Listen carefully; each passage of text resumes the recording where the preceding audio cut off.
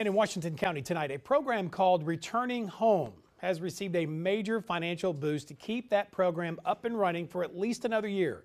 The program helps former inmates avoid ever returning to a life behind bars.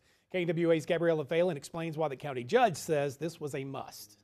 In Washington County, the lives of inmates are being rebuilt. Do we continue to build bed, bars, and bricks, or do we try to look at this problem from the outside in and try to get a little bit better perspective? County officials say it's all thanks to Returning Home, a transitional living program for low-level offenders that works as an alternative to being behind bars. What we're being inundated with are people who are nonviolent, non-sexual offenders who have a lot of mental health issues or drug addiction issues. This is Washington County's effort to break that cycle of recidivism and to try to get them to be back productive members of society. The program got its start in Washington County in early 2025. So far, it's graduated 106 men, with nearly 60% staying out of jail. This is not only a win for that individual who's wanting to break this cycle of recidivism, it's a win for society to make sure that we're reintroducing people that are helped, that are loved, and that are safer back into our communities instead of just bouncing in and out of our jail cell. As a result, county officials voted 13-2 to allocate $500,000 to continue to fund the program. Returning Home says it costs about $6,500 to house each participant, a far cry from the $23,000 average to imprison one person in the state of Arkansas. That will get us through another year of operations.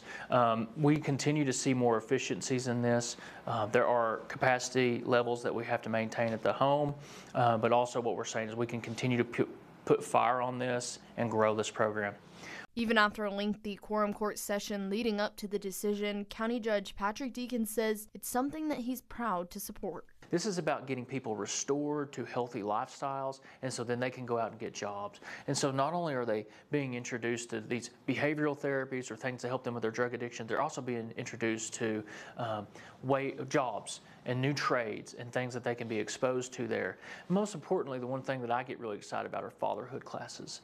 You know, these people came from broken homes, but now if we're giving them the knowledge and the skills to be healthy parents, maybe then we can then break this cycle.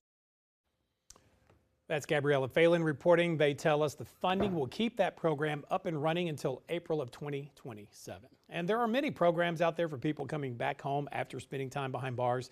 The Arkansas Department of Corrections has a list of resources for people across our area to make connections and learn about many services available for reentry, including help with employment, housing, and community support.